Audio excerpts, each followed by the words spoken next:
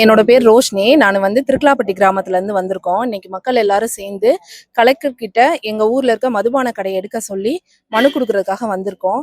அந்த கடை ஆரம்பித்த காலத்துலேருந்தே நாங்கள் மக்கள் எல்லாரும் சேர்ந்து நிறைய மனு கொடுத்துருக்கோம். ஆனாலும் இதுவரை அவங்க எந்த நடவடிக்கையும் எடுக்கல.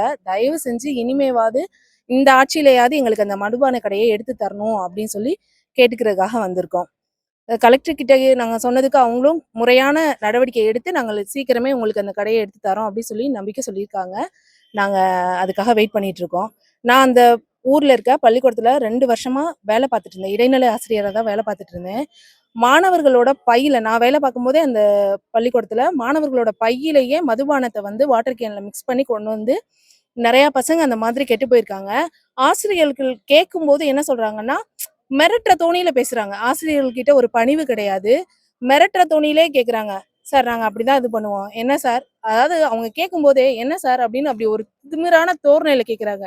ஆசிரியர்களும் மாணவர்களை கண்டிக்க பயப்படுறாங்க. ஏன்னா கண்டிக்கும் போது ஏதாவது பண்ணிக்கிட்டாங்க அப்படின்னா ஆசிரியர்கள் மேலதான் நாளைக்கு நடவடிக்கை வருது. அவங்க தப்பு பண்றாங்க அதனால கண்டிக்கிறாங்கன்னு யாருமே சொல்ல மாட்டாங்க. இவங்க ஏதோ சார் பண்ணிட்டாங்க போல அதனால பிள்ளைங்க அஃபெக்ட் ஆயிடுச்சு அப்படிதான் எல்லாரும் சொல்றாங்க.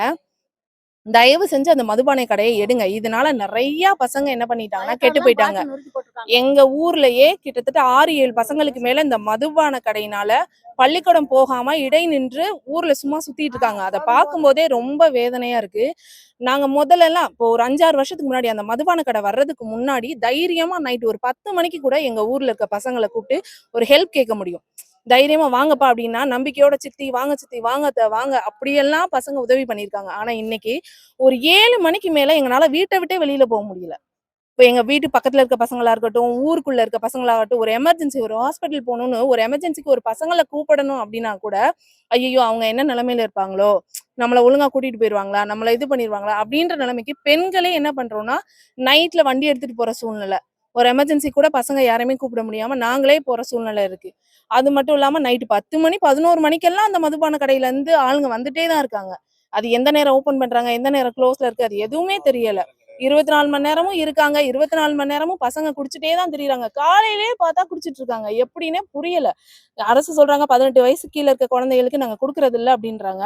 ஆனா முக்காவாசி முக்காவாசி இல்ல அந்த ஸ்கூல்ல படிக்கிற எல்லா பசங்களும் முக்கால்வாசி பசங்க இப்போதைக்கு கெட்டு போயிட்டாங்க. அந்த மதுபான கடை ஒண்ணுதான் இதுக்கான முழுமையான காரணம்னு நாங்க நம்புறோம். தயவு செஞ்சு அந்த கடையை எடுத்துருங்க, மூடிருங்க. அது கிலோமீட்டர் 500 மீட்டர் இருந்தாலும் சரி, 600 மீட்டர் இருந்தாலும் சரி, அதனால எங்களுக்கு எங்க ஊரே ரொம்ப அப்படியே நாங்க எல்லாமே சின்ன சின்ன கிராமங்கள் தான்.